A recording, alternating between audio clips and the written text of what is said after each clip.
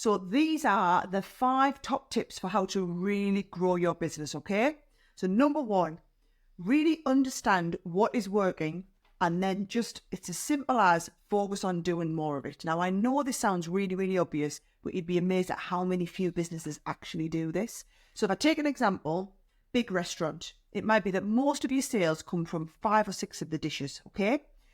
If you want to expand, then you want to really understand why are your sales coming from those 5 or 6 dishes. Is it the price? Is it the portion size? Is it the way it's presented? If you can unlock what is popular, then you can do more of it. And this is called the Pareto principle. You'll have heard of this. It's the 80-20 rule. 80% of your results come from just 20% of your activity. So what you need to do is look at what's the 20% that's delivering the results, and look at the stuff that's not working and look to drop it. Okay? Number 2, we're going to diversify.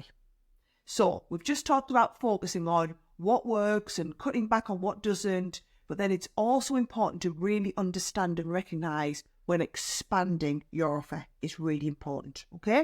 If you only have a limited offer, then you are limiting what your customers can buy. So if you think about it, back when I was a kid, you'd go to a pub, and a pub, not that I went to the pub a lot when I was a kid, but you'd go to a pub and they'd sell pop, drinks, and then crisps and nuts.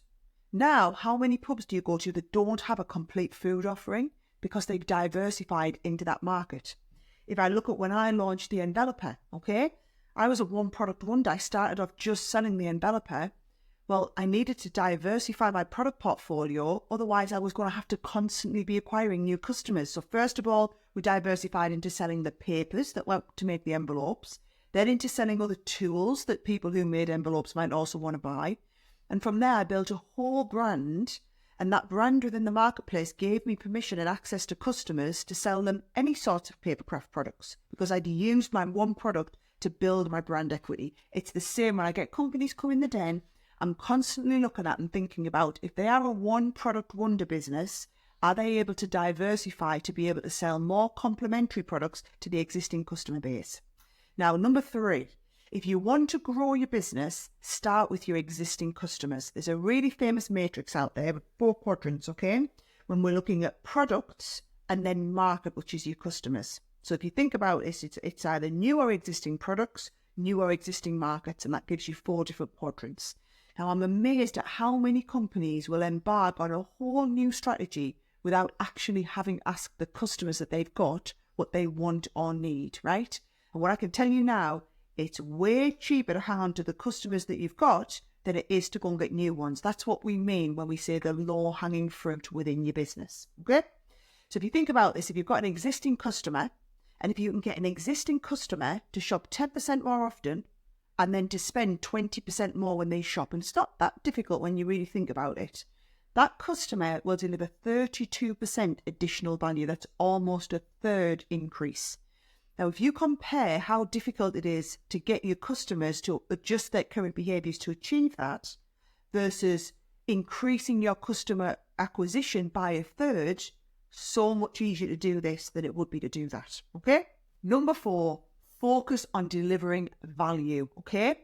Now, a lot of people, when they're looking for growth, it's easy just to look at the sales revenue, but really you should think of the sales as being like the punchline in your business, okay? What I want you to think about is what leads to those sales, because what leads to the sales is really going to be the driver of your value, okay?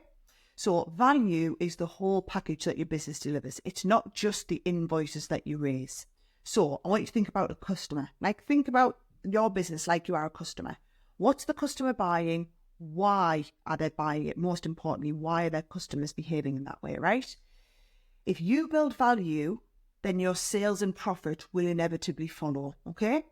Now, it takes a lot longer, but it does build loyalty. And loyalty is your key driver for growth in any business, okay? Then number 5, I want you to actually sit and question, what am I growing, right? Am I trying to grow sales? Am I trying to grow profit? Am I trying to grow revenues? Those 3 are mutually exclusive, okay? Now, you'll have heard of that saying, turnover is vanity and profit's sanity. That should really, really stick, okay? If your sales are going up but your profit isn't, that's fine if you have a strategy to grow your market share, But if you're not, if you're just doing it for the hell of it, because of your sanity, your vanity, not your sanity, then why are you doing it? Because in trying to grow your sales with no profit growth, actually what you're doing is putting enormous pressure on your cash flow, and you're just making business and life a whole load more difficult. So unless it's part of a bigger, wider paradigm shift strategy, and you're trying to grow the business and you're accepting short-term pain because it's a long-term plan, don't just grow the sales for the hell of it, okay? So if you are growing your business, be really clear, what am I growing and why am I growing it? And then you can implement those 5 strategies, and hopefully that'll set you on the path to success.